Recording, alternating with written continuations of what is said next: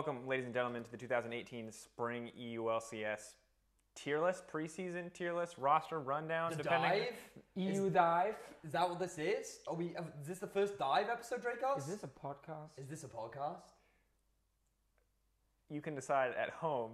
I don't really have a witty response to that. I'm a We bad need a good host. name, by the way, for the Daniel Drakos show. Yes. That's Other not than the just a Daniel Daniel Drakos Drakos show? It's a show hosted by Daniel Drakos, and he brings on guests all the time. Except we're the only guests. So I guess you can call it the Vedius and Deficio show. Nailed it. With Drakos as a host. I like it. Let's go. Welcome to the Vedius and Deficio show featuring Drakos. Anyway, we're going to talk about tier lists today. We ranked teams from order from S to D. Just to give you guys a brief heads up on what those are. S is a top team in Europe, so expected to be first place or very tightly fighting for that first place spot. A tier is an expected top 4 team. B tier is something with a strong lineup that hasn't really confirmed that they could be a top 4 squad. C is a roster with potential, may still make playoffs, may not, really not quite as clear. And D tier is a team that is overall not really expected to make playoffs. Now, I've already revealed to you, your guys's, they have not seen each other's tier lists yet. Well, they have because we effed up the first shot, so wonderful. And they're exactly Only the same. the bottom one. Only the bottom one. They haven't seen each other's B, A, or S tiers, but they have seen each other's D and C tiers, and they are identical, except for the fact that Deficio has stack rated his tier list, so this is actually in order for the bottom 5 here, whereas So Vedius- it's the next level he's analysis. rated you 1 to 10, whereas I just put you in a group. next level from the veteran analysis. You're really going the extra mile. But anyway, Giants and Roccat have both showed up in D tier for you guys now. So I think the first one I want to talk about is Giants as the lowest one rated on Deficio's list. Lineup overall, as a reminder for those who aren't familiar: Ruin in the top lane, Joko in the jungle, Betsy in the mid lane, Steelback on AD carry, and Targamas as kind of a new support, new talent being picked up by the lineup. But why are Giants in D tier, Deficio? I mean, first of all, in terms of the individual quality on the roster, it's not good enough to make playoffs. That's the simple reason for putting them down in D tier. Another thing adding in is also like how much better can they get with this lineup? Steelback and Betsy have been in the league for many years now. We know exactly what they're going to bring. We've seen other teams not go for these guys, and some of them pick up all the rookies, some of them just want all the veterans, and that's why Steelback and Betsy kind of end down here in the bottom on Giants together. And when it just comes to overall quality from them as consistent carries, it doesn't really match up with what the top teams can offer, so it's not good enough. Yeah, and my question, I agree. yes, unsurprisingly that they're at the bottom. Is there anybody on this roster that we are looking out for? You talk about Betsy and Steelback being really known quantities, these guys who have played for a long time. Is there hope in Joko? Is there hope in Ruin or Targamas from what you know of him? Is there anything that could potentially bring this team up and out of D tier? Well, I mean, you're definitely looking at players like Ruin, largely because throughout the Challenger Series, he did have a good performance. It was Giants that were able to take the final best of 5 over Schalke. So there's definitely some of the individual talent from the old Giants roster, and Ruin was a core part of that. And then you're also looking at Targamas, who is an unknown factor. We've seen players come into the EULCS before, very unknown, with a lot of considerable mechanical skill that everyone thinks maybe they can make some changes. Maybe he could be the one to change the play style of Steelback to be less of a passive individual and more of a let's build a BF sword first instead of a QSS first. That's the thing, right? Have you guys given up hope on Steelback? Now, I know it's been a long time since we've seen carry Steelback, but he did show his face on Unicorns Love a little bit. He did show his face on Roccat a little bit. Didn't see him on Vitality, sadly. Very passive. The QSS thing is a meme, obviously, but it is kind of representative of how few risks he was taking as a player. Can he get back to like a form where he is worthy of being higher up on a tier list, or is he just a player that's kind of resigned to this more passive play style?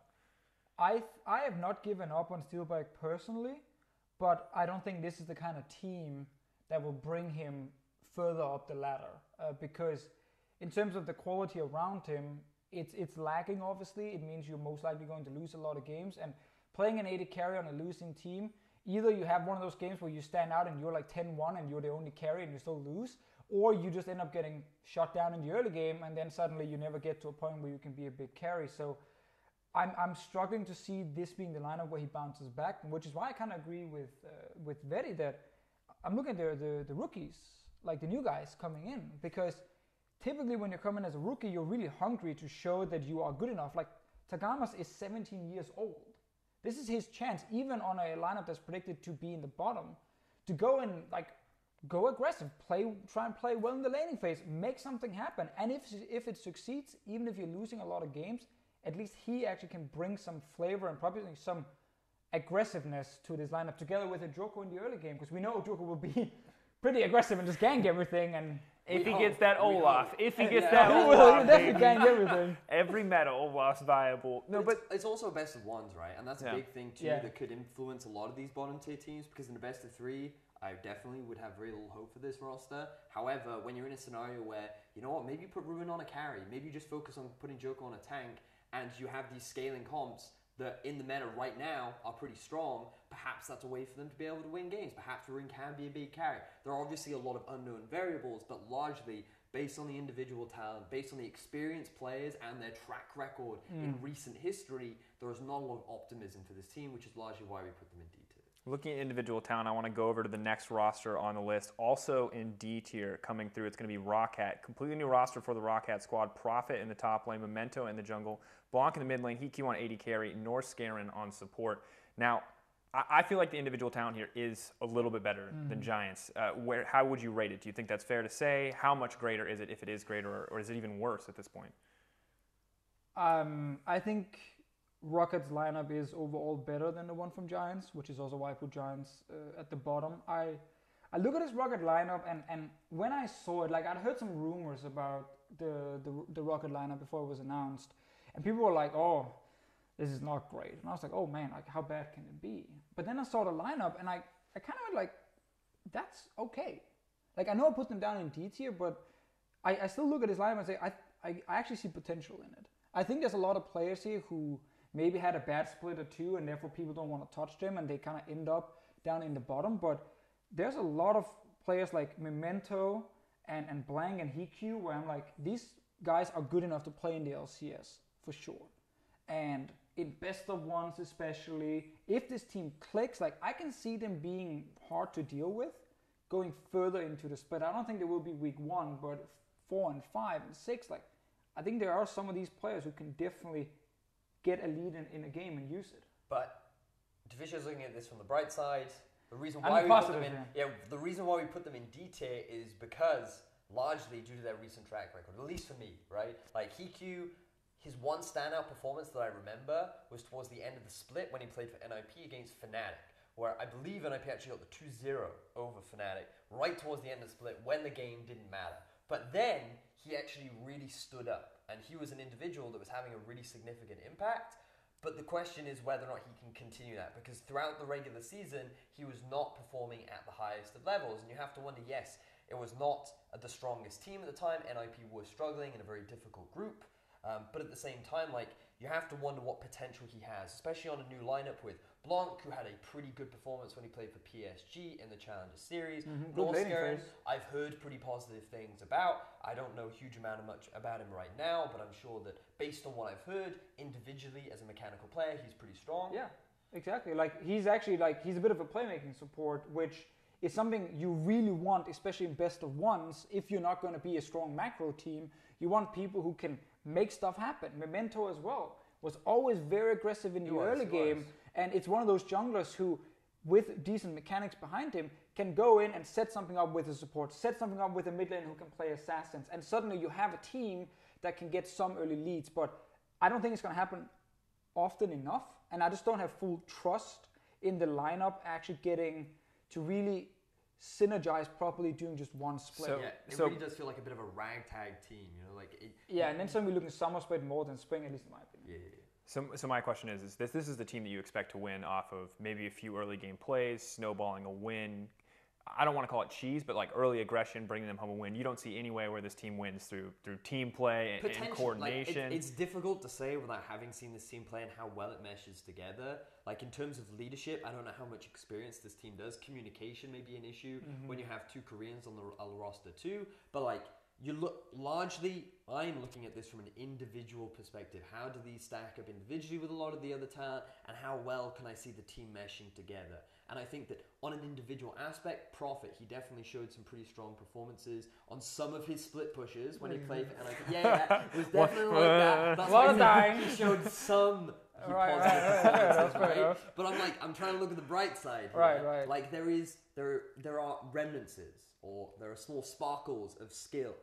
They're all skilled players. Sparkles. Right? I like that they're sparkles of skill. Zoe's really strong. Give it a block. You never know what's going to happen, right? But the point is, I think that I'm still too uncertain with how this team will mesh together and how individually this roster will stack up against a lot of the other talent we have here in Europe. Yeah, they're definitely going to be way too inconsistent. And looking at the lineup, I think late game, they're going to be weak.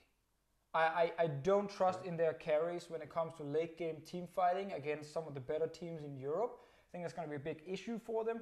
HiQ is still a person who's now been with us for a few splits and really needs to show if he is good enough to be a late game carry in the LCS. And if you have an AD carry who's not good enough in the late game compared to the 6 or 7 guys above him, that's always going to be a big issue for you. Right now, we're probably going to be in a meta where things like Vayne is going to get played, and you're going to go get games that will go, to 2, 3, 4 items. Of course, 2, 3, 4 items, before the big team fight is going to Those decide one-item game. game I know, yeah. So one last thing just to close this out, because the thing that you brought up earlier, I believe, Vedius, leadership on this team, right? Prophet and Blanc, of course, both Korean-speaking. I'm not sure as to their English proficiency, but I see Memento, HiQ, and Norskaren, and Memento does have a decent amount of LCS experience, as does HiQ, but none of these guys, they all still feel very young to me. Like, none of these guys feel like veteran leaders on the team. No. How does this team grow? Are they entirely reliant on Freddie, who I believe is their current head coach, to kind of build them up and to teach them the ropes? Is there any kind of individual leader talent that might step up on this team? Or are they kind of out of luck in that regard? I think one of the big things for especially new rosters is figuring out not necessarily how the chain of command goes, but how leadership and communication within the team works, right? Because from what I've heard of other teams, different people tend to talk at different points in the game. And depending on how long this team has been playing for and how much experience they have together, all those things are going to come with time. So I'm not going to expect a huge amount of them from the beginning, but if they're able to quickly identify a very easy way to effectively communicate with each other, especially when you have 2 non-native English speakers on the roster, then perhaps they can show a trajectory of growth. But it's about whether they can get that initial setup of that fundamental communication barrier that exists. I think what often happens when you don't have like a clear shot caller, a clear leader who's really good at kind of reading and understanding the map and where you're supposed to pressure, where you're supposed to attack, you end up having a team that can get early leads, but then you have the classic Baron dance that end up taking 5 to 10 minutes where suddenly they don't set it up properly, they don't get the Baron, they end up maybe losing in the late game because of it. And when I look at this team, and then same with Giants, I see a team that will struggle in the macro department at the highest level, and they will have to win more through the individual talent, if anything. Let's remember NIP were actually one of the better early game teams that we had last split. They actually got loads of first bloods relative to a lot of other teams. They had a surprisingly good early game advantage. And then at 15 minutes, it was almost consistently at 15 minutes every time. It would just be like, wait, why are they doing this? Oh no, they're losing the game. Coming back to C tier, taking a look at the teams that have made it into C tier, Unicorns of Love, Vitality, and H2K. That is in order per Deficio's list, although you guys both have the same team. Now I want to start with the 8th place team per Deficio's list, another C tier team. They're not my 8th place team. On a, just a C tier. They're just the nebulous C tier. They are indeed. I ranked them, he didn't. A roster with some potential, Yes. as the tier list dictates. Okay, so looking at this lineup, it is, of course, Smitty J in the top lane, Santorin in the jungle, Cadril in the mid lane, Sheriff on AD carry, and Spraddle on support. So, how did this team get out of D tier? Because I see some strong stuff in here, and then I see some stuff that I'm not very confident in. So why don't you give me their logic? Why is this a C tier team? The reason for me why I see this as a C tier with potential is because I think it's got a nice combination of young rookies with experienced veterans. I use the term veterans lightly in the sense that they've played in the LCS before, right?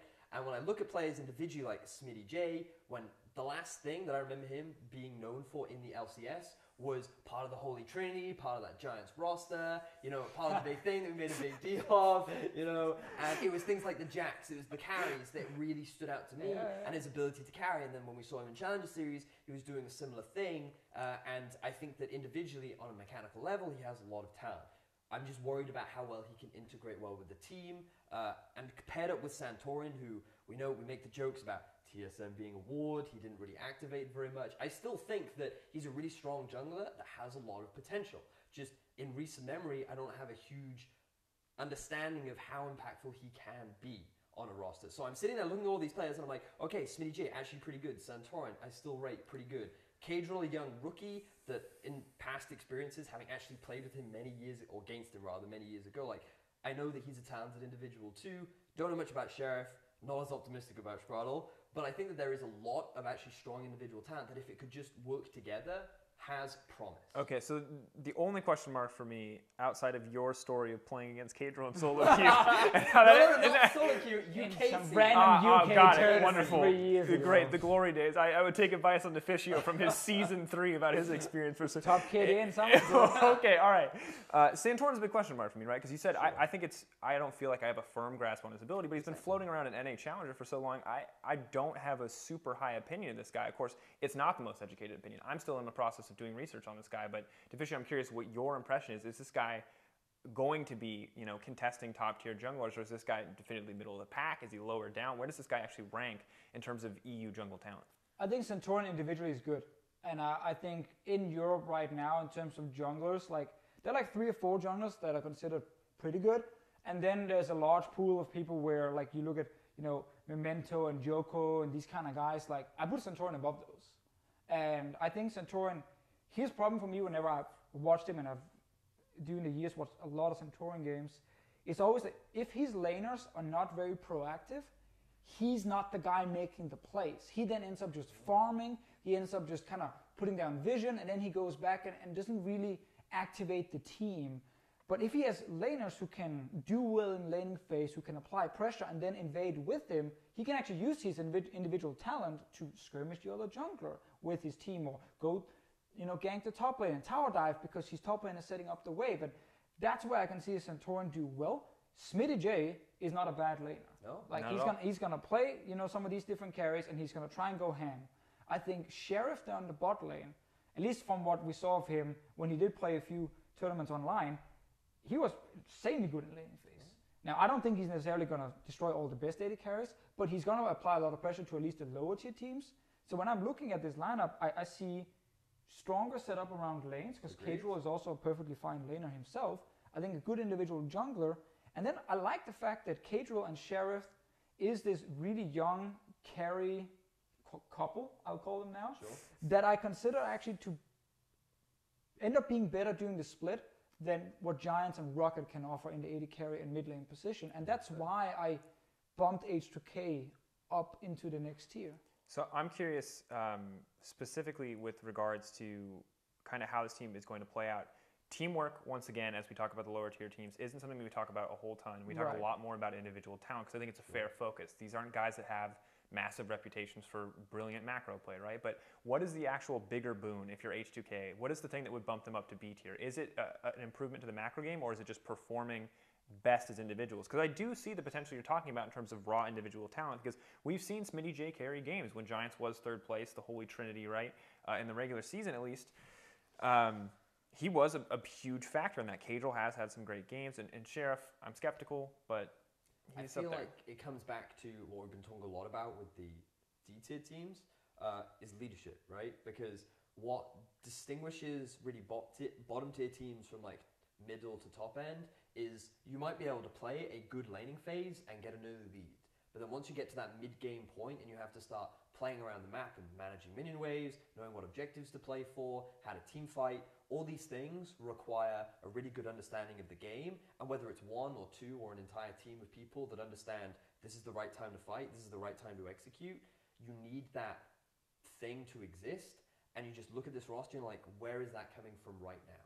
Without seeing the team play, without knowing a huge amount from the individuals, I'm looking at it and I'm thinking, well, you've got 2 rookies, and you've got Smitty G, who, yes, individually is very good, and Santorin, who I believe is still a solid jungler, but I'm yet to see from them a really good understanding, and Spraddle too, a really good understanding of how to play around the map.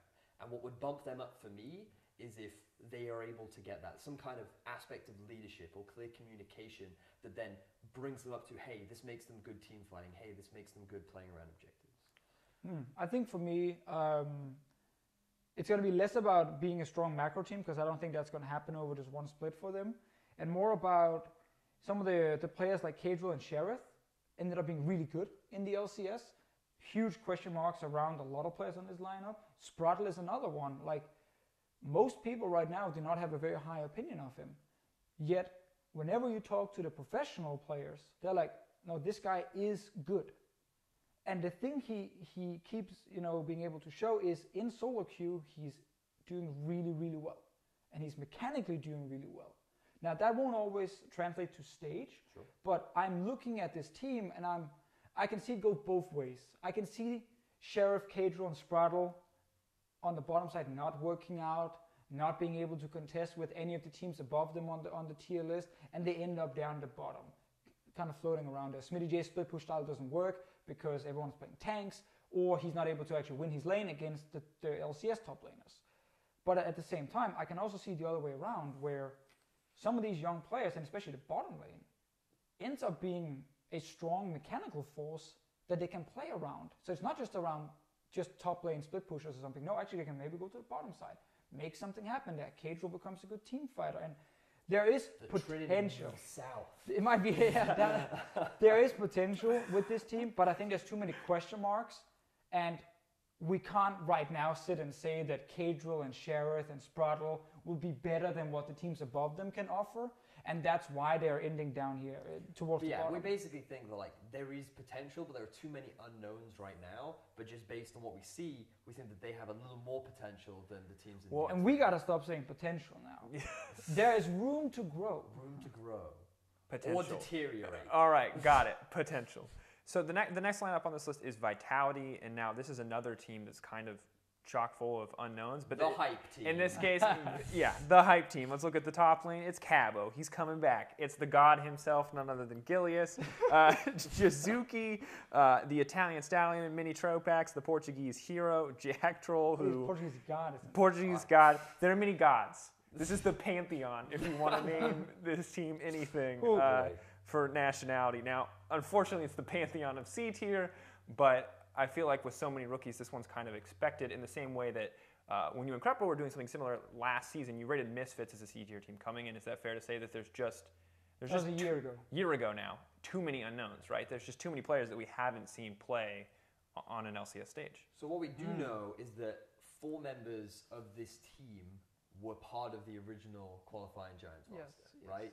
So we know that this team definitely, because they finished first, they did beat Schalke. They have earned a spot in LCS, definitively. These 4 players we expected them to be in the European LCS, right? And the fact that they've joined Vitality is exciting to see what they can do, because you've now got Yamato as a coach, and you've also got Cabashard with a bit of experience in the top lane, right? How that will interact with the team is interesting, because what we do know about Yamato is he has grown teams in the past. He has taken young rosters like Splyce and turned them into effectively finalists back in 2016, right? We've heard positive things about him in 2017, and while his results don't necessarily reflect that, there's still a lot of positive support for his coaching style. And when you have such young players who have a lot of confidence, we know that for sure. Definitely a lot of confidence. And we know that they're really eager to get that first place spot, combined with a coach who has been known to have experience. I see a lot of growth with this team. I see big opportunity to be bigger and brighter than what they are, which for me is why they're in There's a word for that. It's not growth. It's no.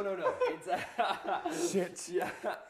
But I could see this team quite easily moving into B tier. That I think they have the possibility of doing it. And I think that the comparison that I see for this team, especially with Yamato as a coach, is the early Splyce roster, right? In the same way that Yamato, while he may not have had the best success at Worlds, in playoffs, right, he is pretty known for training up new talent to a certain level, right? And that's as I said, Drakos, great. Thank you for re-summarizing my point for me. There you go. Thank you. I wasn't listening to you. I was staring at Deficio's dreamy eyes. It's all white noise to me. So Deficio, is there anything else? You didn't say potential. You didn't get it. Yeah, I was too. Anyway, what were you saying? So the other thing that I just want to kind of round this out is that Jizuki, Mini Trupax, Jack Troll, they're the rookie talent here. I'm curious what we expect from Cabo and Gilius on this lineup. Gilius obviously talks a huge game. He's super confident. He started him on the Thorn. I mean, Gilius has already won LCS before even playing this split. Yeah, you heard him. He said everyone on our team is great. We're definitely going to win the thing. There you go. And Cabo was not on the show. We didn't get to hear Cabo's confident predictions there. But Cabo's I heard him in the background being like, we won't win.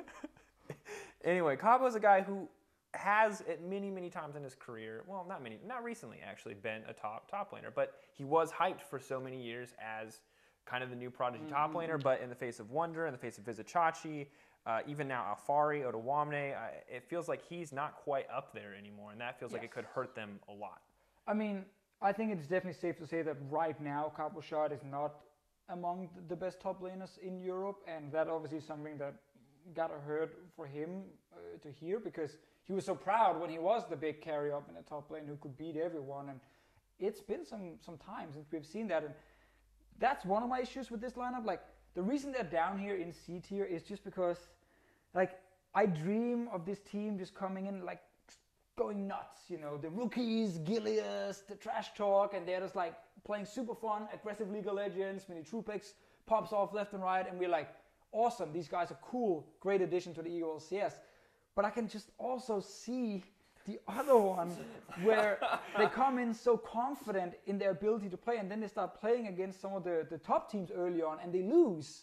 And they've been winning so much with these 4 Giants players together, you know, over the last half year.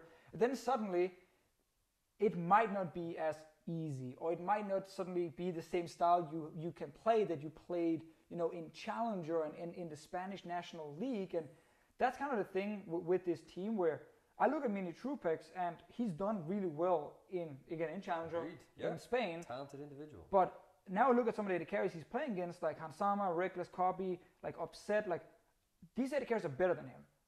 And he needs to, if he might say he's better than them, but then he needs to show that over the next few weeks. And we can't predict that this guy is going to go in and just destroy every other AD carry. Jizuke in the mid lane as well. To me, he does not enter as even a top 5 mid laner. He's a stallion. You don't want to underestimate the stallion, my friend. Maybe I am, but like, I do not put him in my top 5 of mid laners in Europe. And that means this lineup is not, in my opinion, individually much better than a lot of the other lineups in Europe. And I don't think necessarily they're going to be much better, you know, in terms of strategy either. So I see them as a middle of the pack team that can either do worse than expected and drop further down if things are just not working for them, or they can actually end up having these rookies show up big time, do really well, and then start moving into playoffs. See, but like, I feel that was also a consensus around them during Challenger Series, like, because they were against teams like Red Bull Esports that did have some notable individuals like Kasing on them, right? Like, those there were a lot of talented rosters in that Challenger Split. A lot of people thought Giants weren't going to perform that well. They went convincingly through the playoffs. They went into the finals, and they were able to take out Schalke. So there's something about these 4 players, and that's why they can go up that works, right? Like, there has to be some kind of teamwork aspect to this individual that's more than just individual talent. Remember, like, we talk a lot about individuals because, especially for the bottom end teams that we're expecting, you kind of have to look at that because you haven't really seen how these teams work together. And when you look at rookies or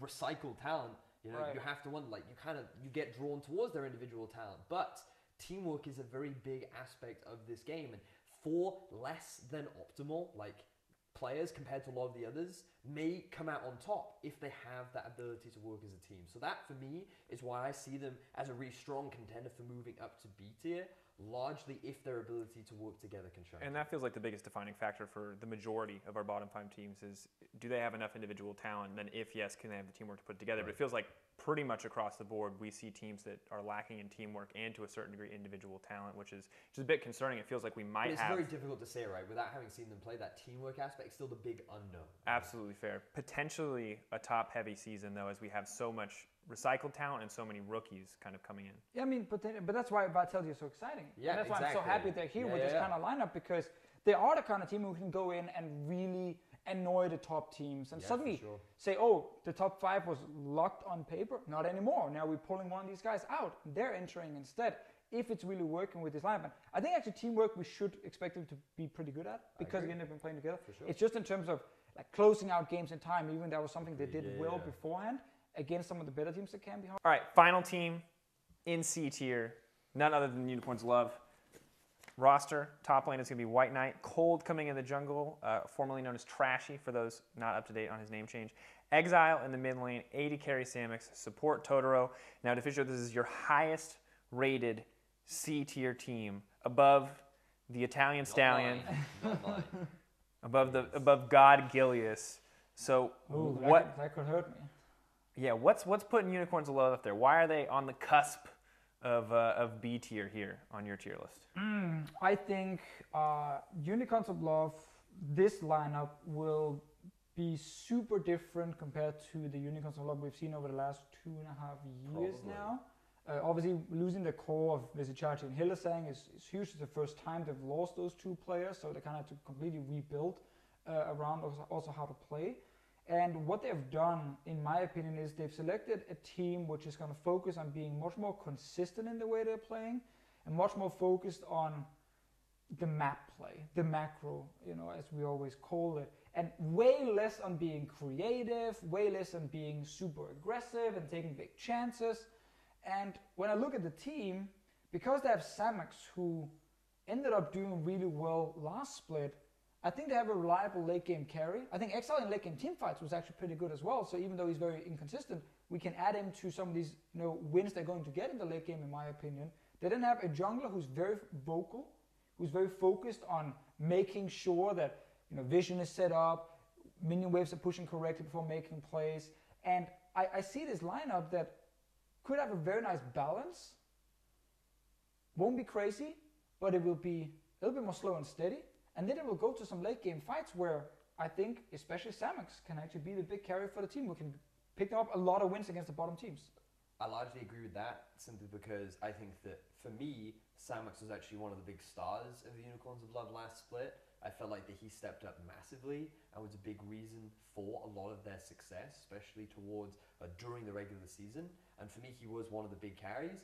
And individually, while I'm looking at him, I'm also looking at Exile as one of the individuals who did not have the best regular season, who we, to be fair, did critique a fair amount. But I think that with a brand new start, with a brand new team, the two remaining members of this Unicorns of Love roster are expected to perform more consistently. And then when you tie that around with people like Colt, who we have seen be a very staple jungler, perhaps not the biggest playmaker, perhaps not the biggest unique in terms of innovation, but he's standard, he's stable, he's someone you can rely on to do his job. Yeah. All right, so still looking at this lineup, who is actually the leader? Who is actually going to whip this lineup into shape? Because we know that Hylissang and Visichachi were huge components of this team for the longest time. So now it feels like they may just have some glaring weaknesses in terms of how this team wants to play now. Who's actually going to direct that style and that execution?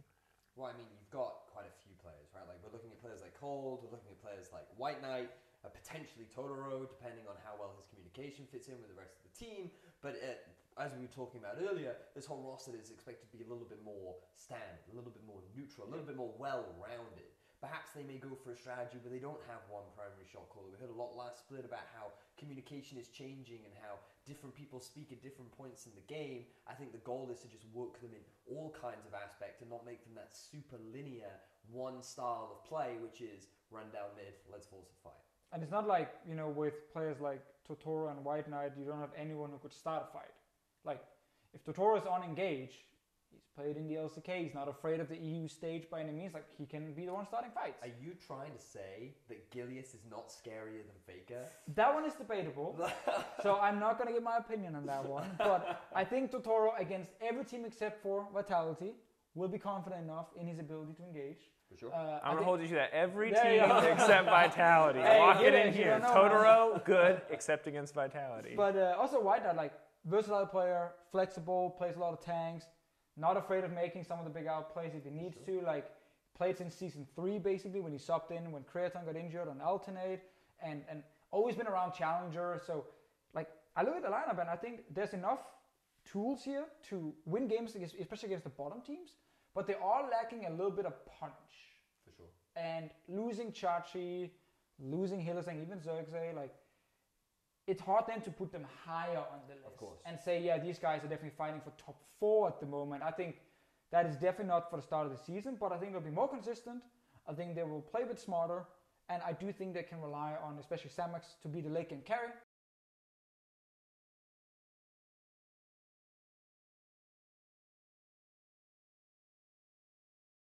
So we have some different opinions. You have some different opinions. So I'm gonna. You guys can obviously see it on your screen, but I'll read it off to you. We're gonna go through all the tiers, but we're gonna start, of course, discussing in B tier. However, we'll start with the S tier for now.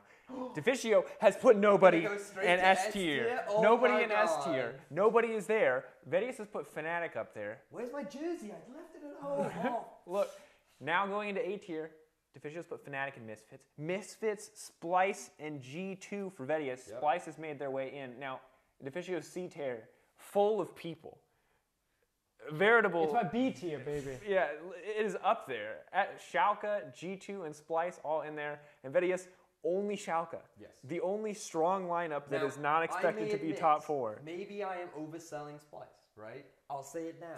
However, Stand by your opinion, my I friend. am very optimistic of this lineup. So you happy to start with Splyce? We or can do you want to go look. You know what? We tried going bottom up. It worked when you guys agreed. It doesn't really work when you don't. Okay. So you know what? Splyce. Let's start Deficio, with Splyce you have then. rated them B tier. Vedius, you've rated them A tier. So Give me the case, Vedius. let me How, tell how you did what they make it to A? I believe 80. So number one, I agree with Fisher. They have a good foundation. Individual talent never across said the board. that. What? You put them in the tier of strong. Oh, lineup, okay. Right? Strong Okay, lineup fair to enough, me. fair enough. I implies- agree with that thing Right, right. Deficio did not explicitly say that I have now put in his mouth. That's Got very it. true. Anyway, carry on. Strong Anyway, foundation. Strong lineup. Yeah, I think they have a strong foundation of individual talent shown. That's all proven too. Odawane has been proving for multiple splits now that he is a top laner in Europe.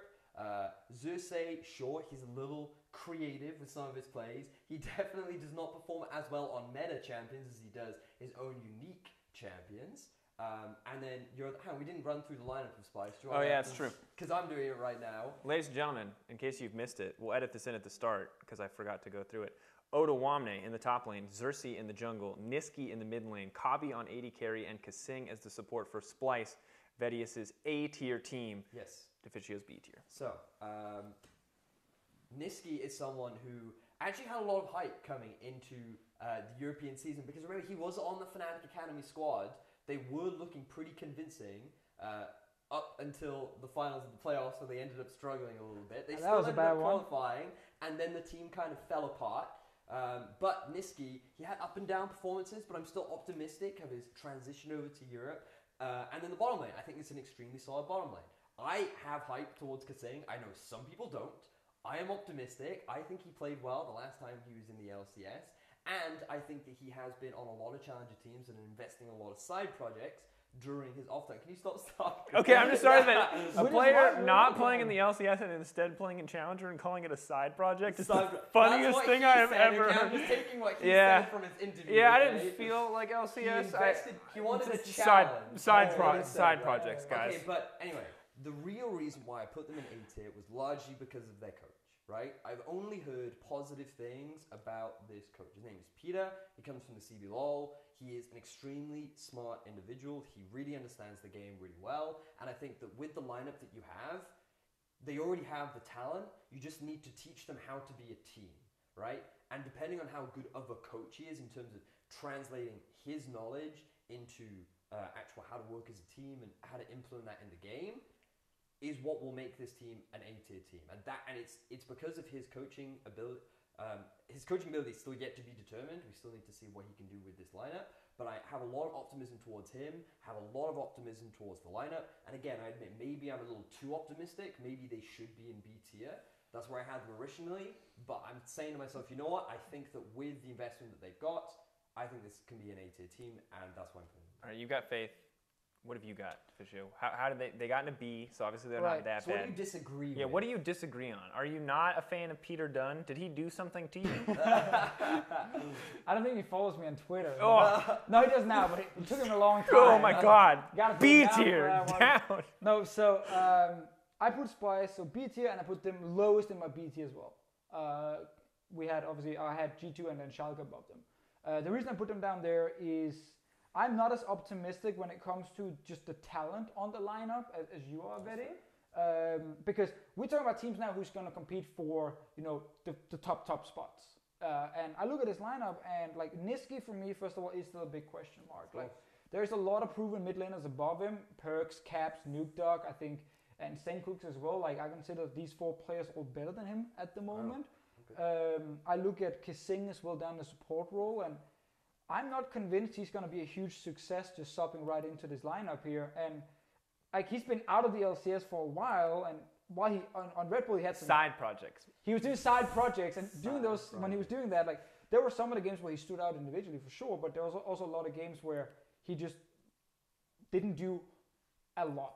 And I'm not saying he should carry every game as a support, but I don't look at Kasing coming into this and say, okay, yeah, he's going to make this team, you know, the Kasing effect is going to happen again, and boom, they're going to win the whole thing.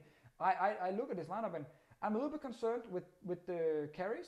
If Odame is not playing a carry himself, I think a lot of it is relying on Niski, because obviously Kobe, I think, is going to be good in late game fights, but then Niski needs to be there as well, right next to him. Or Kobe and Kasing used to have super strong laning phase and they can play around that, but that's not really Kobe's style. So because I don't fully want to rate Niski as a top mid laner in Europe, and because of how unpredictable Xerxes is, I can't look at his lineup and say, oh yeah, they have the talent and the players to become one of the absolute best in Europe, at least not right now. And with the coaching part, I agree from everything I know about Peter, he's a very smart guy. One thing though is taking that knowledge and then using it to actually, first of all, teach your players that in the European scrim environment here can be difficult. Teach them, you know, how you want them to play, and another thing is how do you solve conflict? Like a large part of coaching now is how do you communicate with your players? How do you handle these issues that's going to happen? One player doesn't like another player, or one player is underperforming, or whatever it is, you know. And I don't know enough about Peter to say he can handle these kind of things. And this team to me was Splyce. Out of the 5 top teams, it felt to me like they were the team who was left at the end that said, okay, what are the best available 5 players? We will sign those 5. Ooh. And this I'm guessing here, obviously, but yeah, of course. because I think with some of the other teams, like Schalke had a clear plan where they signed players really early. G2 was Perk saying, I want this guy, this guy, this guy. Like I look at Splyce, and I think they were kind of looking at what are the best available talents. And then they signed them, and they did. But it's not necessarily, I don't see the synergy yet on this lineup. And I would have to see that in the split before I can rate them higher. Just to round things out, Niski feels like the biggest question mark for me, and I think to a lot of people, given his time in NA, where there's some debate as to how good he was. Kasing, also a debatable point, but just focusing in on Niski overall, how big of a factor is he in this team's performance? If Niski is bad, does this team suddenly just immediately drop? If Niski's good, does this team immediately rise? Or is he just a very small piece in this puzzle? That's a difficult one, largely because I think right now, I'm not entirely sure on the mid lane meta. I think that will play a really big part, because I know last split that like mid control was a really important thing. Maybe that'll change coming into the new split, and maybe it'll stay as important as it was. And his individual performance then could vary depending on how reliant or how impactful mid lane is. But as an individual talent, as like a carry, it's always going to be an important factor. You need to rely on your mid laner for many things. So I'm looking at Niski, and I do think that he could be a big controversial point, but I'm looking at it from the optimistic end, where I think that he's gained valuable experience from North America, and I'm looking at Peter in the sense that, again, from the optimistic end, that he can help Niski get better too. But I'm always looking at this from an optimistic end, and maybe I'm too optimistic with Splyce. And this is okay. You don't need. This is the takeaway. This is the takeaway. It's on Peter Dunn. Peter. It's all Peter. All my faith is on Peter. Yes. So to your question there before with Niski, I think to me, like when I look at the lineup, the 2 best players are Odamna and Kobe. Agreed. Kobe I know will do well, especially in terms of just like team fighting. Odamna is now the guy who could get completely unleashed. Like 2016 Worlds, when it was a carry top lane meta, he was on fire, destroying people on Jace and Gnar and these kind of picks, and Yankers would play around him on the top side, and it was very successful. If we go into a meta where Odamna can play certain carries, it's going to be less about Niski then, because Odamna is then a huge threat on the top side. Maybe him and Xerxes get great remaining and synergy up there, and they just take people down, and suddenly there's a huge threat from him on the top side in the early game, and there's a late game threat from Kobe in the late game, and that could be a good setup. If it's a tank meta for Odamna, then it's not about him. Then it's going to be much more about Niski as well, next to Kobe. And that's where you can see if Niski and Xerxes are going to work well together, if Niski can outperform some of the top mid laners. He needs to do that if it is that kind of meta, if they are going to beat the best teams. Do you guys feel like a lot of pressure, and it feels like the meta has come in more to this discussion than other teams?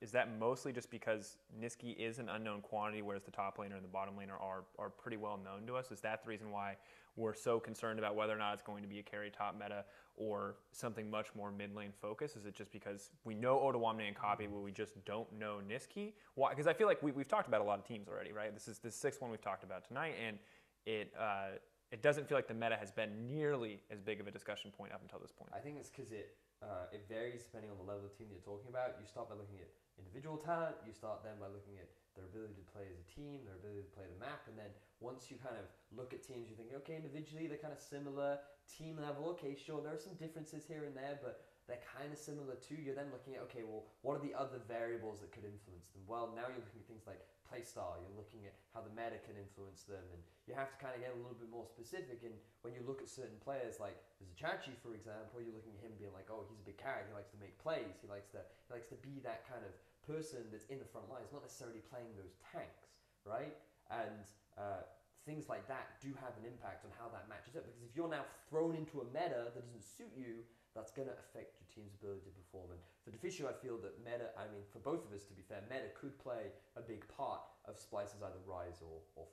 All right, now the next team I want to look at is one that you guys actually both agreed on heavily in B tier now is Schalke. We are jumping around a little bit.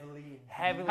I don't know. It sounds so negative. It does sound a little negative. That's not quite what I meant. I was finding a connecting adjective because I couldn't actually remember if you had both put them in B tier. But luckily you did. The computer that's on over here, you guys can't see it. It's on a screensaver. What's going on? I want it breaking. I'm allowed to break the fourth wall. The screensaver's up, and I can no longer see what the tier lists are. Anyway, we're going to talk about Schalke, so I'll run through the roster. Vizicachi in the top lane, Pride in the jungle, Nukeduck in the mid lane. AD carry is Upset and support Vander. Now, this feels like another team that, of course, as a top team could be affected by meta. But the first thing that I want to talk about is Upset, because this is a guy who I've heard pretty much nothing but good things about as a rookie. He's been called Mini Sven, the next great European AD carry, but it feels like we have a lot of potentially good AD carry talent coming in with Mini Trupax and Sheriff. Now, Upset feels like he is on the strongest of these rosters, but what are we actually expecting from this guy and the Schalke roster?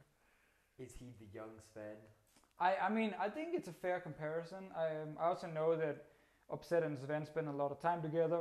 Upset was actually the sub for G2 during MSI when he was sitting with the team for the 1 or 2 weeks that were there, being part of the practice. So he's definitely learned something there. But generally, I'm really excited about him. I think he's such a gifted player mechanically, understanding of how to position as well to get the maximum damage out of his champion is amazing to watch, and good laning phase, and especially good synergy with Vander, who obviously gets reunited here on Schalke. So there's a lot to like about the Schalke bottom lane. That should be very, very good, especially now that Sven and Mithy left.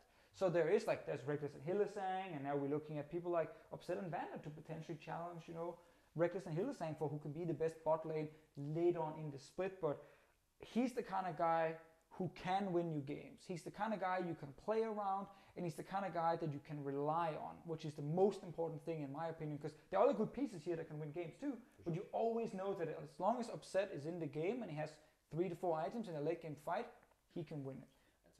I agree with you. I think Upset is an individual that I am excited about, but I got to change the topic of conversation into why I put Schalke below Splyce, because I think it's really important, and there are basically a couple of main reasons for this. I respect your need to save your butt. Yeah, in the I gotta save it. In the face of the everyone's public. sitting there being like, "Hey, Deficio, that's great, but let's hear about why Vedius is wrong."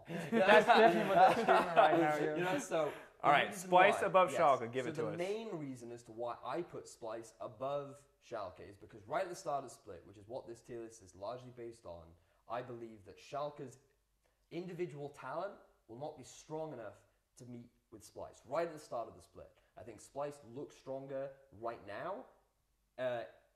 Top lane, I think, is pretty even.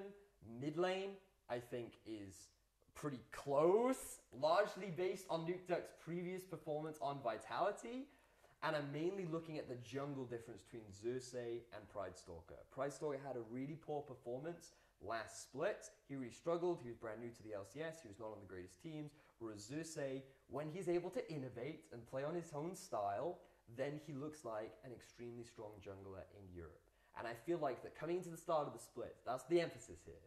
that Splyce will look stronger. But come week 7, 8, 9, Schalke, I think, can very easily make their way up into 8. And the only thing I want to point out here is you're talking about Xerxes when he's innovating is really good. Yes. And then you talked about Nuke Duck, but you also gave him the credit that he had some poor performances. So to me, it feels like... Well, okay, I think that, like, as an individual, he was fine. Yeah, but it's difficult to shine when Vitality as a team had a lot And of I'm just saying, I feel like you're giving Xerxes the benefit of the doubt in this case, that That's you're not necessarily giving to Nuke Duck. So I'm wondering if the reason that you're able to rate, or would you rate Schalke higher just because you have faith in Nuke Duck? Is that one of the primary reasons? Yes, I put Schalke as my strongest team in B tier, above G2 and Splyce. And the reason is, like, I don't really agree with Splyce looking better individually coming into the split, because to me, like, if I go player for player, I agree top lane is even. Jungle, sure, Xerxes on a great day will look on paper stronger, but I think the jungle roles, like, PrideStalker's role is not to be a big carry here. Okay. Like, he needs to be more, like, supportive of his lanes. And mid lane, I give a big advantage to Nuke Duck. 80 carry I think is even, and then I give advantage to Vander down in the bot lane just to go like pure player for player all the way. And see, but I'm curious why you give advantage to Vander in that case, right? Because I agree that Kasing is a question mark, but while we haven't seen much from Kasing in many years outside of this time in Challenger, Vander has one of the most swingy professional careers of any professional, let alone a European professional. So I'm wondering why the faith in Vander specifically this time around. Well, I look at multiple years of Vander and not just Vitality Vander. Because I agree that Vitality Project was a failure and made a lot of players look even worse. The bot lane with Steelback didn't work for Vander at all. He came from playing with like Forgiven, where it was like all about winning lane as hard as possible, to now not losing lane, basically, which I don't think favored him at all. And the whole Vitality setup just didn't function for these different players. And Vander, before that, when he was on H2K, I think was a top 3 support in Europe. And I think Vander going even further back when he used to play like on Roccat with Yankers and these guys. Also, definitely at times were constantly moving in and out of the top 3, and he was considered one of the better supports in Europe. And looking at this lineup here, like, he already has synergy with Upset, which is a huge bonus in my opinion. Him and Nuke Duck wanted to play together because they see the game the same way, and they're both very vocal and smart members on how to play the game. Like, I think Vander and Nuke Duck are gonna look better this split than last split, and I think they're gonna contest for being some of the absolute best in their role in EULCS. If we assume that both Kasing and Vander are playing at their peak, who do you actually give the edge to? Let's assume career. I give it to Vander. I mean, from a career perspective, I mean, the highest high that you have ever seen. on TSM, dude. I mean, that was one. That was really high. Yeah, was that the highest high for him? Was that one tournament where he got to hear fans? I mean, let's not forget, like, Kasing was also on the roster with Vitality that finished 3rd during the regular season back in 2016. He's also qualified to Worlds with H2K, I believe, once, or has he gone to Worlds twice? Must have been once. I know he's definitely gone to Worlds at least once with the H2K roster. I believe in 2015 when he went with Origin and Fnatic as well, because then he was in that horrible group. So, so I think that personally Kasing has had a lot of highs, and I have a big question mark. I have doubt, and I feel like that's one of our biggest disagreements. For sure. You know, like, the bottom lane is one that's big question mark. The junglers is one that's big question mark, and you know, like, maybe I am being too disingenuous to Nuke Duck, but to me, like, he was a dude that went to Worlds in Season 3. He was considered one of, if not even the best mid laner in Europe at a time. And since then, I have yet to really see him earn that title again. As much of the respect other mid laners have given him, that's fair. from a performance standpoint, he has not reached that point. And that's why I think I'm just a little more critical of him compared to Xerxes, who has finished 1st in his group, has had a fantastic year overall with the Unicorns, and who I'm a little more optimistic for. Just to follow up, the thing that we talked about, or that you talked about with Schalke, as you said, that as this is a preseason tier list, right? This is our expectations for the beginning. Who is the strongest coming in, not who's going to be the strongest at the end. But do you think that Schalke will eventually, assuming equal development over time, outshine Splyce just based on team overall? Yes. I think that they're, depending on how the growth goes, because I look at PrideStalker as this young, eager player with good coaching, and I feel like Schalke does have a good support structure in place. He has the potential to reach those top, especially with all the talent around them. It's how that synergy goes, and, like, you know, you talked about you're not seeing the synergy with Splyce. Right now, I don't see the synergy with this Schalke lineup. To me, I'm looking at it and I'm like, will they still have the vocal leader Or will they have a vocal leader with Pride Stalker in the jungle and Vander in support? Will they be able to make those good map movements? Will they find a meta that suits them? I don't know. So for me, I actually almost put Schalke in A tier. It was the one I was kind of debating the most. I just moved them down a notch out of respect for the two teams I have in A tier. But when I look at the Schalke lineup, I see a trio of carries that is really, really strong. Like Visichachi, Nukedog, Upset. I have a lot of respect for all three players. 100%. I think they are individually very, very gifted. And one of the things I absolutely love about the Schalke lineup is, you talk about vocal leaders and so on. Like, I agree, it won't really be, Pride Stalker is not the big alpha who just takes control of everything, but most junglers do control the early game, and from what I hear at least, he's actually doing a pretty good job of understanding, okay, what should I do in the early game, and where's the enemy jungler, and how can we use that? If that's enough on stage, we will see. But with Nukedog, like, ever since I faced him in Season 3, like, he literally solo shot called at that time. Wow. His team. He was like, go here, do this, and we do this, do this. In the 1-3-1 assassin meta, he was like, amazing. Same highs ever since? No, but he's an extremely smart player. He's the kind of player, with Vander, for sure, but also Visichachi, who's been in the league for now 3 years, will be more than enough in terms of the actual shot calling. And with those carries and how this team is put together, where these players were literally saying, like, I want to play with this guy, I want to play with that guy. And they're like, all right, perfect, mix it. Do you think this is going to work right at the start of the split, though? Hold on. I think they're going to be good at the start split. I think they'll be even better at the end. Not an important question at all, but I blasted you for bringing up your time in professional play. Do I now have to also blast Deficio for bringing up his Season 3 experience? It's up to you. Hey, you're the arbiter, because I blasted the shit out of you. All I'm saying is, where was this shot call leader Nukedog and Vander when they were on Vitality? I mean, clearly, again, as we said, that was a failed project where some of the players on that team were just not good enough to make much more out of it. And I just used it as a point of saying that Nukedog is super vocal. He talks non-stop in-game. And that is something that very few mid laners can offer. All right, on to the next one. Once again, a disagreement between the great minds of the EULCS. Martin Fisher Longer has put G2 as it looks like the 4th best team in Europe, a team in B tier. Vedius, also the 4th best team in Europe for G2. Actually, wait, yours aren't in order. Mine aren't in order. Yours I aren't would in order. definitely put them above Splyce. They're in A tier in no particular order. So Yeah. B versus A. I want to start with you since you most recently jumped in on your Splyce argument.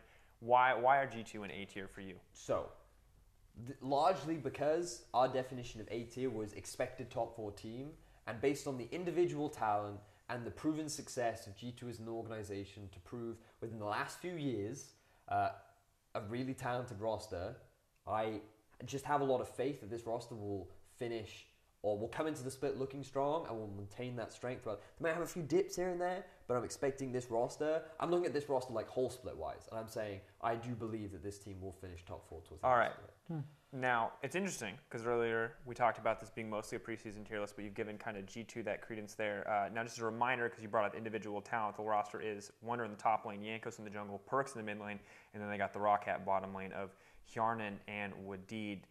Deficio, I'm curious, individual talent, growth over time, do you think that that's fair to say that G2 should be able to grow into that top 4 team?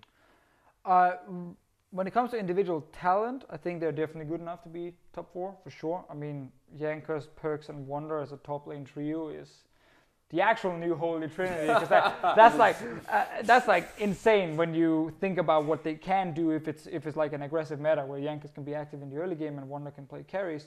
When it comes to growth, that's where I have my concerns with G2. Because right now, G2 went from having Mithy as basically a playing coach who was the dad, the captain, and a great support and the shot caller, all these things combined. Trick was the other member who was also extremely vocal, especially in the early game. He's also gone, and he's been next to Perks for 2 years now, basically. Yes. So when you completely rebuild a lineup like this, I have to look at the guy who's left standing, which is Perks. Individually, best player right now in the mid lane, for sure.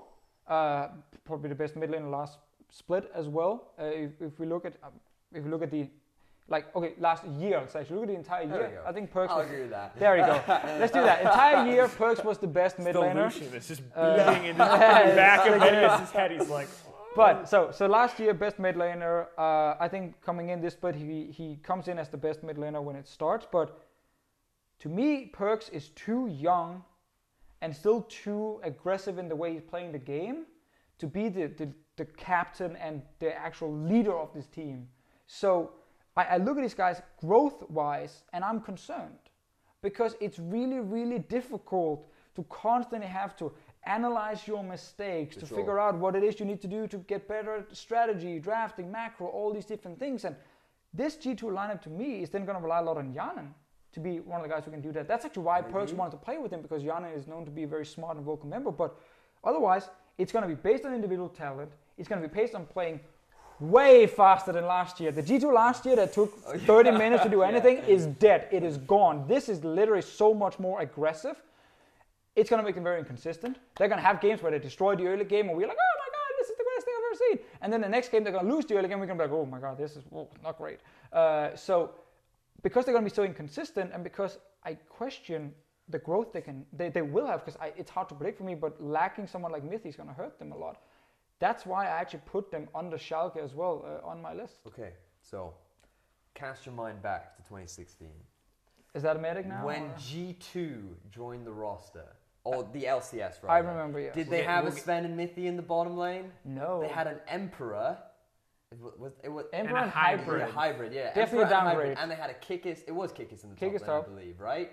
And back then, they were the hyper-aggressive duo of Trick yes, they and were. Perks. That bot lane was not super outstanding, but the way in which they played as a team was outstanding, right? And I'm looking at this roster to be a refresher of what that roster was, right? I agree on that part. The mid-jungle duo could be explosive. It could reform Perks into what he used to be. You know, back when he used to play Ari, when he made that amazing play in the bot, and everyone's like, "Oh, EU mids, man!" Right? And back when he used to die on side lanes for right? no reason. The old exactly Perks. that, right? But Hyanan and Wadid are another solid bot lane that will hold their own, and we're looking at the top side of the map to be very much what that 2016 roster was. I completely agree with you. Less of the slow, mechanical, thoughtful play, more of the let's look for fights, let's get in their face, let's look to try and push an early game lead. And to me, that I think will suit this G2 style, this G2 lineup extremely well. And that's why I'm looking at it, and that's why I have so much confidence in this roster. Here's the thing. I just want a tiny thing. All right. To the 2016 point. I definitely agree it's going to be, it looks like the same style. That split in terms of the quality of teams we had in Europe. We had Origin. Oh, we had Origin who couldn't play League of Legends until like playoffs, which was really weird. And then we had we had so many weird teams, and it was a mess, man. Like this split, hopefully better quality top teams. Oh, that will be. But I mean, as you said, like it's gonna be fun to watch them, and I'm kind of hoping that with the experience on like all these players, because all these players have now been playing for at least a while, and Wadid is the newest member. For sure. I hope that there's actually enough there to say, okay, how do we do more than just play aggressive? Like, how do we play the slower style? Like, what is it we need to do exactly to set up the map properly? And if they can do that, while also keep the individual talent, then suddenly you're looking at a lineup that can win LCS again. I just don't see that happening in Spring Split. Interesting. So for me, I think my question about this is that one of the things that made G2 so good in the past wasn't just the fact that they played slow, but it was the fact that that slower style made them incredibly, incredibly consistent. And now, not only are we moving away from best of three, so consistency a little bit harder to achieve across a single game, we're also moving to a potentially more explosive style as well. Does this mean less consistency for G2 as a whole? Because you brought up some games, if they're going to play this style, they're going to look great. Some games they might not look quite so good. Is this going to make it harder for G2 to remain kind of the team as we move forward, the team that is and has been the top of Europe, that everyone's like, oh yeah, we're the best except for G2? I don't know is the honest answer to that. Yeah. I think with best of ones, consistency is always a bit of an interesting debate. The most consistent team we've ever had in Europe was Fnatic, obviously with their 18-0. But aside from that, like, I believe G2, their first split was a best of one, right? They finished second or first during the regular season, I want to say. And I don't know. Consistency for me is a really difficult one to judge. When it comes to best of one, especially in the start of the split, typically having the stronger individual players is the better way to do it than being the smart macro team who wants to play the slow game, or they like try and like always go for the the 80-20 plays instead of their 60-40 plays or 50-50 plays, because it is a best of one and the games are so volatile. Like early game, you pick a bunch of strong early game champions, good lane in mid. Let's say LeBlanc, you pick Lee Sin in the jungle, smack, 3 kills in mid lane. This BO1 is probably done so. And then that team was like, no, wait for late game. We're going to be insane.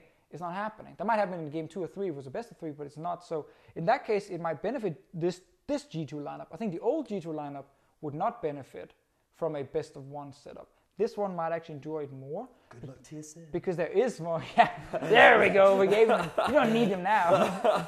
But I think with this lineup here, because there is so many players who can carry win games, that is something they can really utilize in best of one. So best of one actually a boon to the more aggressive. Potentially. I'm standing on the I don't have a clue. All right.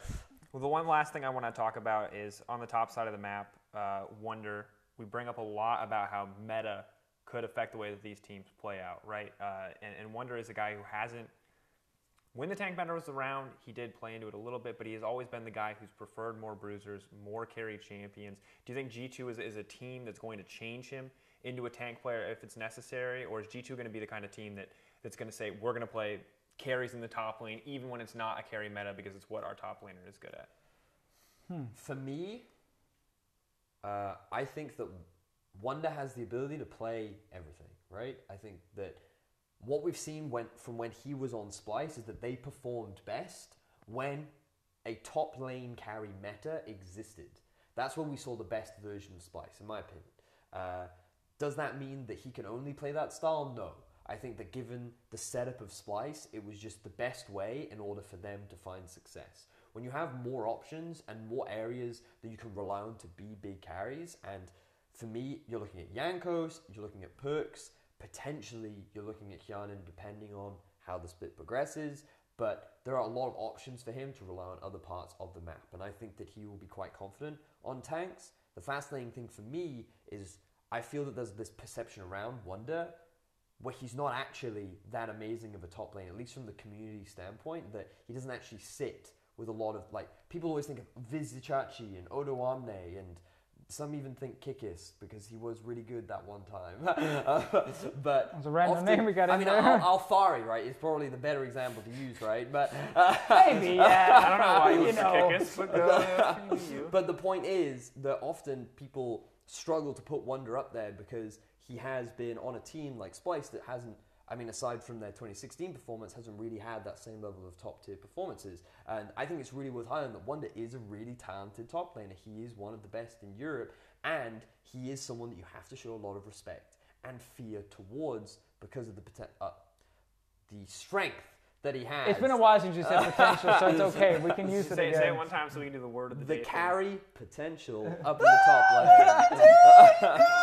What are your thoughts, Deficio? We get a big gaudy potential up on the screen to bling. I've had the pleasure of like watching, some scrims where Wonder played. I also watched a lot of the in-houses that were being played, during the off-season or before Worlds, where we got to hear the communication of the players. And the thing that stood out to me the most with Wonder, and I agree he's a great top laner. The thing that stood out to me the most was how well he communicated what he needed to carry, and how he could use his advantage to benefit the rest. It wasn't just, I will kill this tower no matter what, and then you can gank me and I will die. It was more like, hey, if you, jungler, come top now and place vision here with me, then come back in 1 minute's time and we can like make a play. We can try and force his TP, or we can try and get some damage on tower, whatever it is. And these kind of things are very, very impressive when it comes from the top laner himself. And it's something G2 with Jankos and Perks as this trio on top side really should be able to utilize, because Perks the same. He knows how to use his lane advantage, when he can use the jungler, when he should move with the jungler, and Jankos knows this as well. Like, that's why this trio is so exciting. If they have the synergy and if they can play in aggressive meta, like, they are probably the strongest top lane trio we have in the EULCS then. It's fascinating that you mentioned that, because we once had a game with Wonder where he picked a Kali top, and his communication was often, just give me the kills, and I will win us the game. More simple communication. I use the same when we play, and it works. But to be fair, it worked for Wonder, but it did not work. He work died a lot, though. He did die a lot. He did. He fed a lot. I don't think the normal game where Akali played Akali top is the best evidence. When he played in the LCS against Odamna, it also went horribly wrong for him. To be fair, he also played Talon jungle with us, so I don't know if we can judge our normal games based on Wonder's performance. TLDR, Wonder, good player. Looking forward to seeing how he does. Wonder, good player. G2, team that we're excited for. And now very excited. Me more excited than Deficio because I got him as A. All right. I'm realistic, but I'm excited. All right, realistic and excited. All right, we have 2 lineups left. Now, the final lineup, the only lineup remaining that you agree on, is Misfits. Greatest performing European team, almost defeaters of SKT, as I'm sure we'll hold on to for many years to come. Don't ruin it. We're still holding on to it. Give it another couple months, and then you can ruin it. Just because Misfits won one more game than Fnatic, we all saw them at the inhib and lose the game. Don't also, take that away from them. 4 before they started winning the groups. Anyway. They did pick Yasuo top, though. All right. One of the best performing European teams, I guess, if you want to take it away What's the lineup, Drake? All right. Misfits lineup. A lot has changed here. Alfari in the top lane, just the same. Maxlor in the jungle. New Senkux in the mid lane, shiny and new. AD carry Hansama. Mickey X, the new support, replacing Ignar. So this team rated very highly. 2 roster changes coming in. It feels pretty big to me with the loss of Power Evil, but how big of a change is this really, I think, is the first thing that we have to talk about in terms of rating this team. So it's cool that you asked that question because for me, when I look at this Misfits roster, I have 2 big questions. Was the Senkux and the Mickey X introduction an individual upgrade or downgrade? And was it a team upgrade or downgrade? Because the big thing about Misfits that we've given them so much praise for is, okay, maybe they don't have the greatest number of superstars. You know, something that you said last year when they first joined is we don't see a huge amount of superstar potential, carry potential, right? And when you look at it again, you're still thinking like, is Senkux really that? Is Mickey really that? Is he going to fill the shoes of what Power of Evil eventually became? And you know, like, there are a lot of question marks, but as a team, which is where Misfits' true strength comes from, I feel like this actually could be a big upgrade. I feel like that when you look at what Senkux really strived on in his ability to roam around the map, we saw some of his best champions with things like Galio, Talia, the Aurelion Sol as well, things where he just pushes mid and roams, where he plays more towards the map, more towards the team. This could be a big upgrade for the side of Misfits. Mickey X, I think he does a lot of what Ignar did in terms of roaming around the map, being a playmaker, and he has the potential of providing more communication in that he is a local English speaker. He has a lot of experience playing with a player like Hobby, and now he's playing with a younger individual in the form of Hansama, but their playstyle shouldn't really change that much. Not that much should really change between Hobby and Hansama, aside from perhaps a bit of individual talent. And so I feel like as a team, this looks like a bit of an upgrade for the side of Misfits, which is why I'm still optimistic for this roster and why I rate them so highly. I mean, they are rated A tier. You guys did agree on that. Would you agree that this is a team upgrade for Misfits in terms of getting Senkux and getting Mickey X? In the long run, it should be. I think there probably was a reason why Misfits didn't want to re-sign the contract with Ignar. There obviously were the whole thing where there was an opportunity to do it, and it seemed like they didn't decide to go for that one. Power of Evil, obviously, I don't know if they had a chance to sign him or not, or if he wanted to go to North America. But in the end, also from just talking to the Misfits guys, like, they're very happy with this roster. They are not saying, oh, we're going to be weaker than last split, and or we're not going to get much better. Like, than the previous split, and obviously it would be if they said, like, oh, we're going to suck. But they actually, like, believe in, and I kind of agree in that, like, in the long term, this should be an upgrade, because I think Senkux is a much more open-minded player who is willing to listen much more to how Maxlaw and Hussein Mouswi wants the game to be played.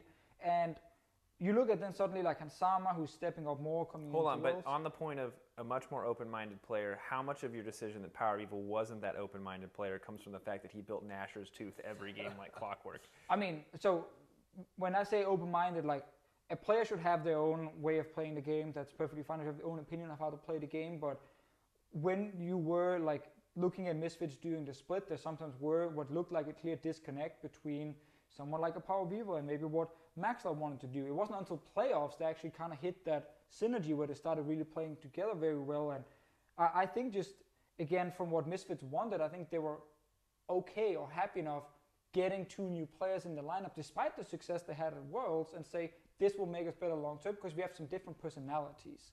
I think it's more about the personalities than it's about the individual talent on these players. I do want to say, though, putting Misfits in A tier for me was actually really difficult. It was. I think they're the team out of the top teams that can bounce the most. Yep. Because what people forgot after Worlds was that Summer Split Misfits was a 6-7 record going into playoffs. Really bad. They almost didn't make it. Roccat almost took the playoff spot away from them.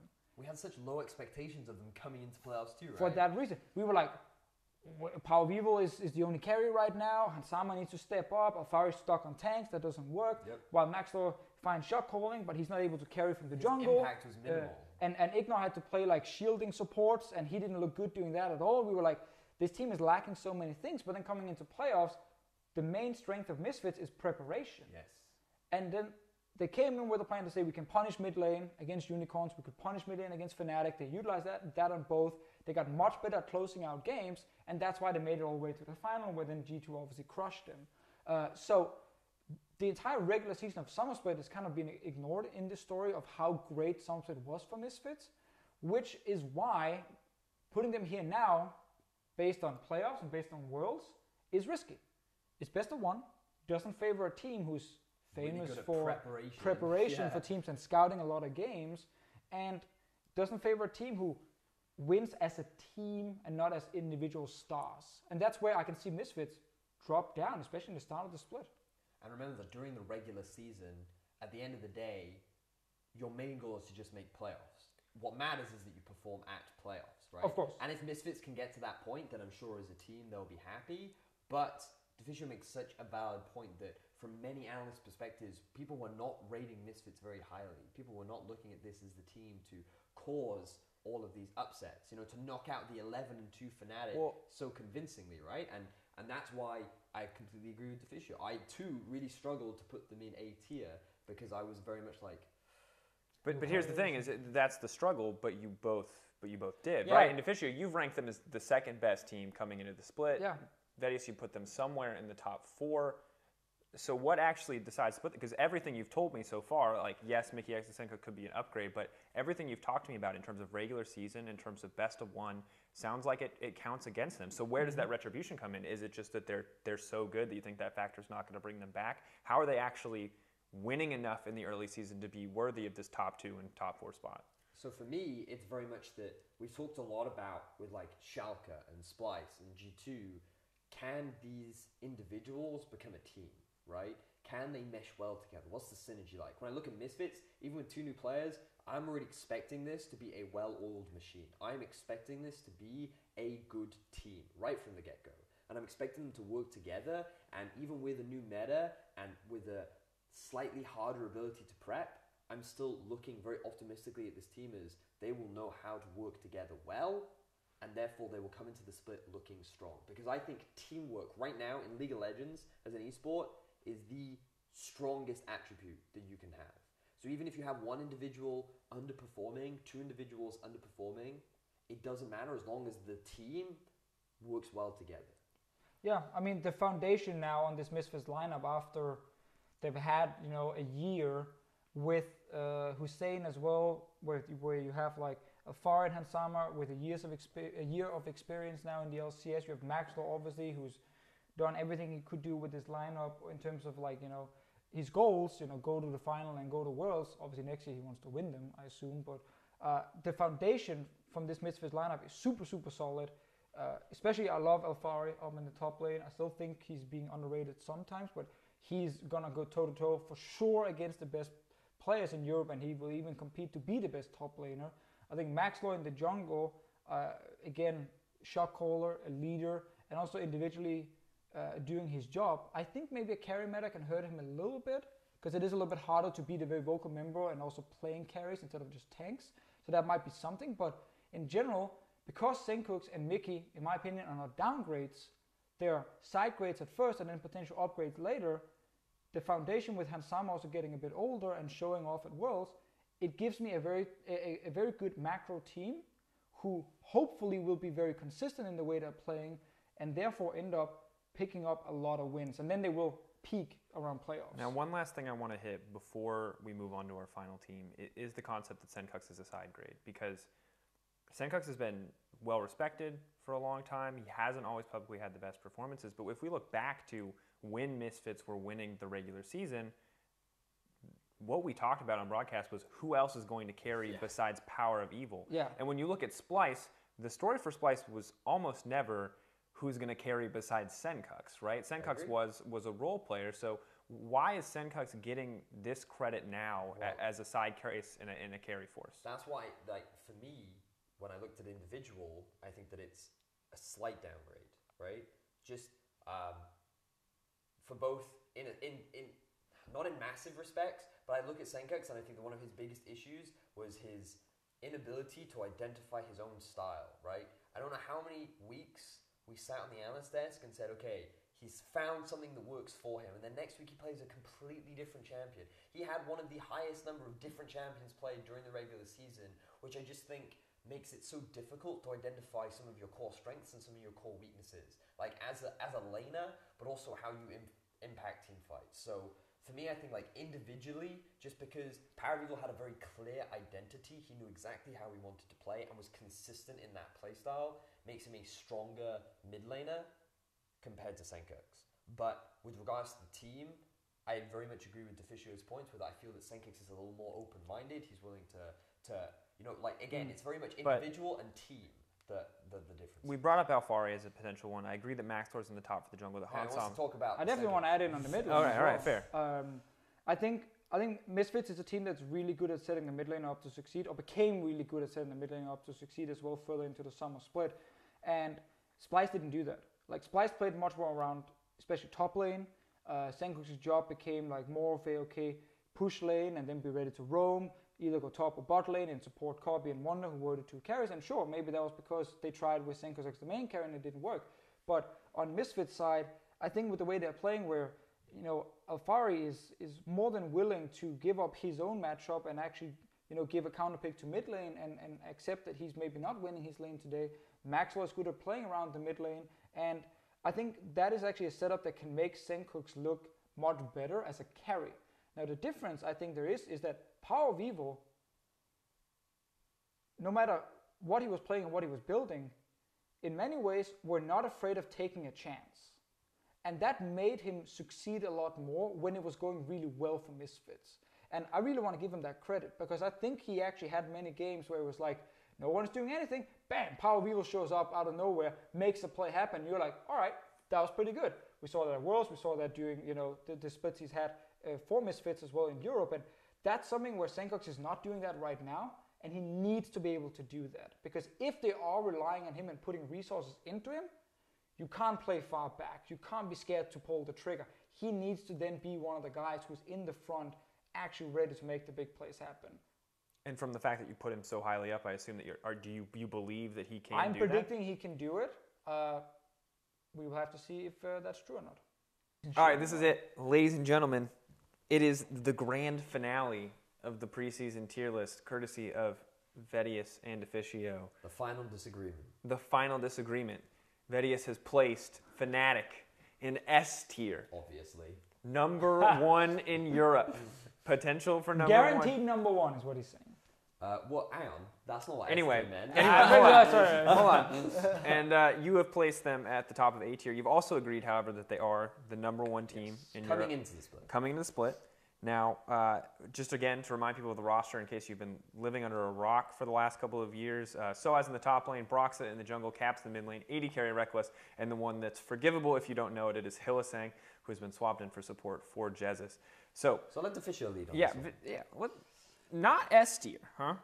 Number one, but not S tier. Why the distinction there? Why keep them out of the S tier?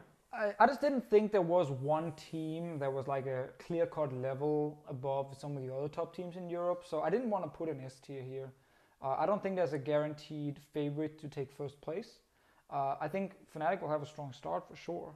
They come in, 4 out of 5 players are the same, who had great success in the regular season last split, mainly playing one style, but it was very successful for them. They then upgrade in terms of the aggressive style with Hylissang, but that's where I kind of moved them away from S tier, because I think what Fnatic did with Hylissang is they said, okay, we have certain strengths which are like great individual players. We're very like creative or aggressive in the way that they're playing. There's a lot of room for individuals to shine, being it Caps who wants to go all in, Reckless wants to split in a side lane for 30 minutes. You know, they allow players to do this.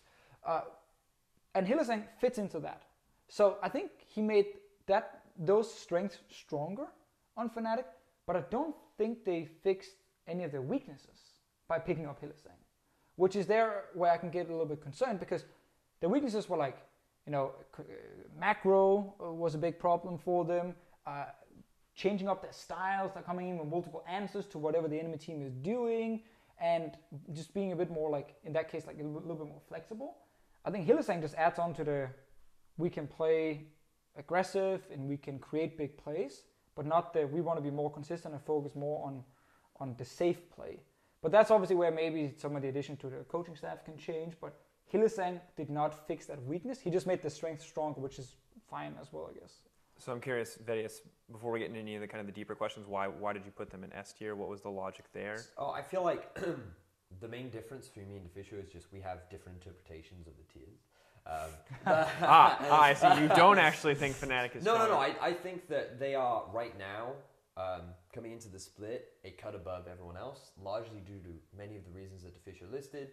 They are mainly kept a lot of the successful roster that found a lot of, like, 11-2 during the regular season. For some reason, I feel like a lot of people are hating or have a bit of doubt around Caps, but he was the best performing statistically mid laner during the regular season of the LCS, had the highest damage per minute of like all players, period. And he also didn't get that much jungle attention either, so he did that alone. This guy, mechanically, is impressive, and now he's got a year of experience behind him. He's got international experience too, under what I believe is one of the most stressful situations you could ever be in as a pro. And I feel like that this team is coming in with few changes. They're coming in with way more experience. I'm hoping that they have learned from their issues. We saw after Rift Rivals, they were able to quickly rectify what was their very linear playstyle and look better. Obviously, it wasn't perfect because they still ended up losing in playoffs, but they've shown that they have a quick ability to turn things around. And so I'm just looking at this and thinking they should be a clear-cut favorite to be getting a lot of wins during the beginning of the regular season. Things will become a lot more interesting as the regular season progresses and other teams start to ramp up, and I expect them to be challenged. Do I think they are the favorites to win the whole thing? I'm not confident to say that right now, but for me, they are a cut above a lot of the other teams simply because they come in a little more prepared as a team. So one of the factors we haven't talked about too much is the change in format, which is the swap to best of one, which I would argue is a pretty big boon to the Fnatic playstyle. What you're talking about is the aggressive, the individual playmaker. When we're talking about the bottom teams, we talked about one of the only ways that a lot of these bottom teams could take games off top teams was, you know, one guy stepping up and snowballing. With Fnatic, I mean, even after Rift Rivals, felt like a team that dominated the regular season because of individual plays. And you're telling me that this has gotten stronger, but they're not in S tier. Right. When I look at Fnatic and the other teams, like, I think the other teams have had a full split now to see how Fnatic plays with Reckless and how Broxah plays in the jungle, and like some of the weaknesses Fnatic had around mid-jungle synergy that was still there, you know, even in Worlds, some of the games they managed to fix it, in other games it still fell apart. And one of my big concerns with Fnatic is just how is their environment? Like, we have had in the past, we have seen this, you know, on Fnatic's own show, there's been talks about it, like things were reckless suddenly, things were going the wrong way, it wasn't really fitting with the team. We had Source and Caps on our analyst desk literally saying that sometimes it felt like the team did better when they just didn't scrim, because then everything was just fine until the next week of LCS. I'm sure they didn't mean that 100%, but they were definitely talking about not getting the most out of their practice time. And we could see that by the fact that the team didn't actually improve that much during this. But they started really, really strong with one play style. That then fell apart at Rift Rivals, so they changed it. They then peaked again, and then they kind of rode that same level all the way into playoffs. And then the other teams were like, well, we're just going to overtake you now. You can't play around mid, so Misfits punch that, knock them down. They go to Worlds, they go 0-4 in the first week, not showing improvements there, and we're like, okay, this team is clearly not really able to fix some of their core weaknesses. And with the same lineup, just support change, Dylan Falco is still the head coach. Like, I'm looking at the same team, and I just need to see them show me more and fix these weaknesses before I can put them in S tier. Okay, so just to recap, because what I was saying is that I think that like what they've shown already with the addition of Hylissang feels strong enough, even if they change nothing, right? Outside of maybe those personality conflicts, but if they can play as well as they did in the regular season. But what you're saying is that they've been the same for so long that it should be easy for other top teams to dismantle them, because they've been easy is a strong word. Maybe not easy, but other teams should be able to dismantle them. They shouldn't be a clear number one, because any team that's been playing in LCS and has had experience playing against them for a while can and should be able, or could just dismantle them, because they've been playing the same way for such a long period of time. And again, dismantle, very hard as word as well. But I think a lot of the top teams will go toe-to-toe with Fnatic.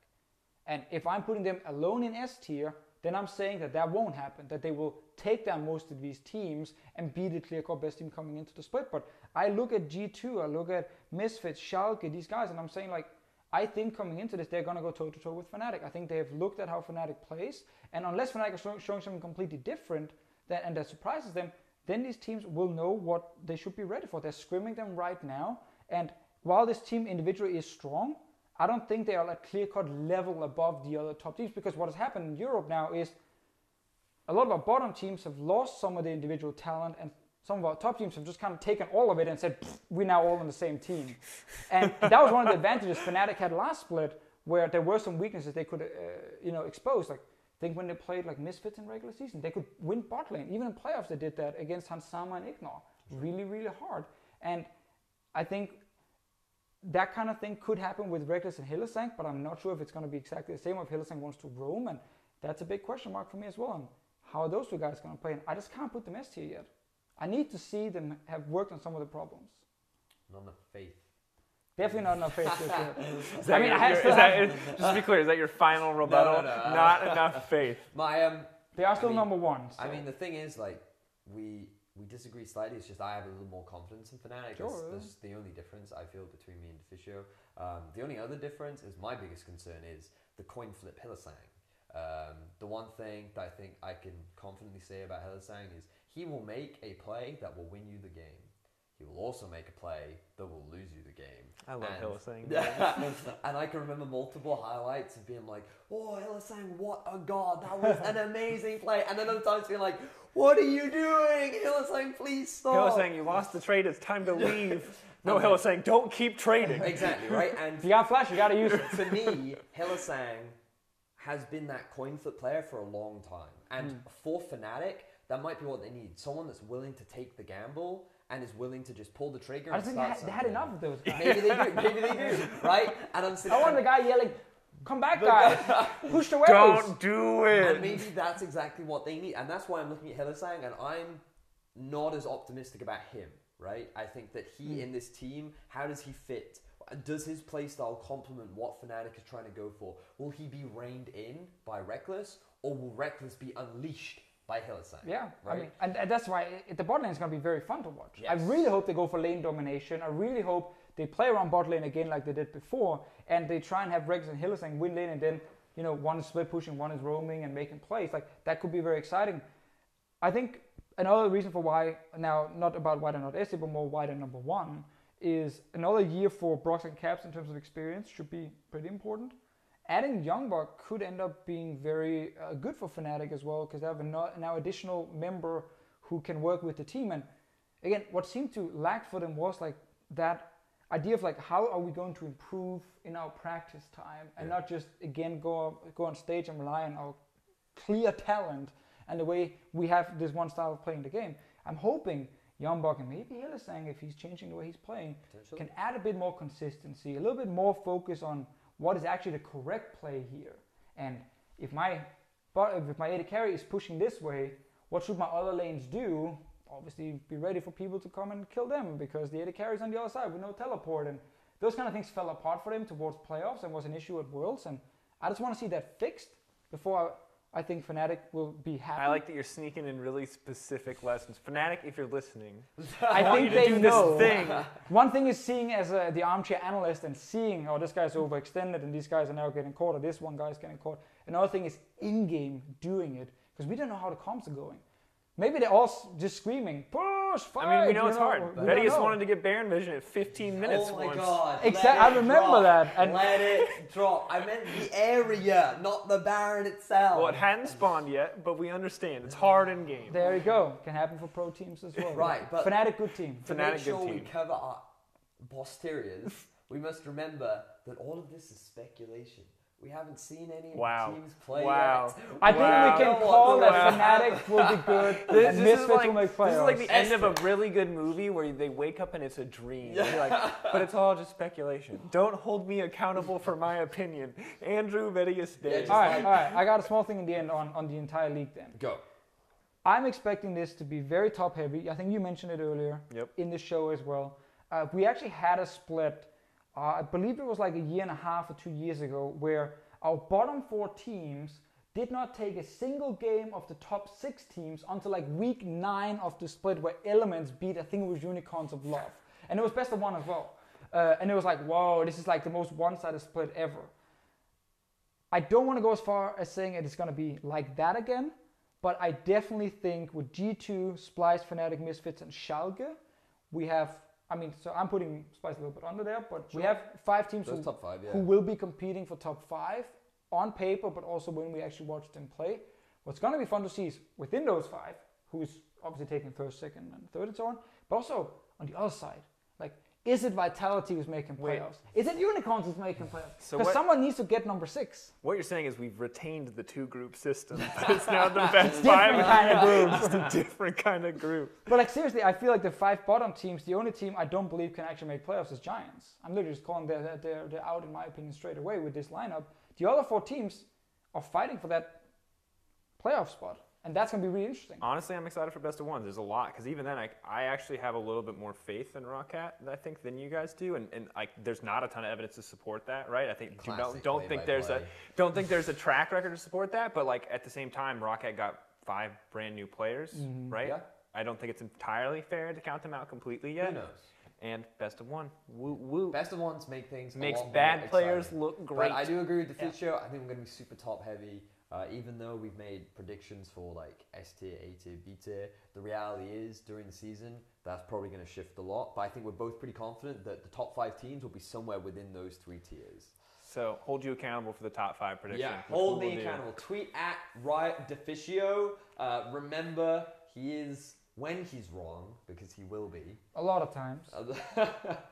Quote it. Quote the tier list. They put Misfits in C last time. Last year. Yeah. Very important. It was year. All right. Thank you everyone so much for watching. We'll put in some kind of clever intro here. No? Yeah. We had them in the promising a lot of talent. No. So the thing is, you don't know if they're going to play passive. They could play super aggressive. No, of course. You don't know anything. This could be the first place team. That's what I'm saying. No, right? Yeah. That's what I'm saying. We've never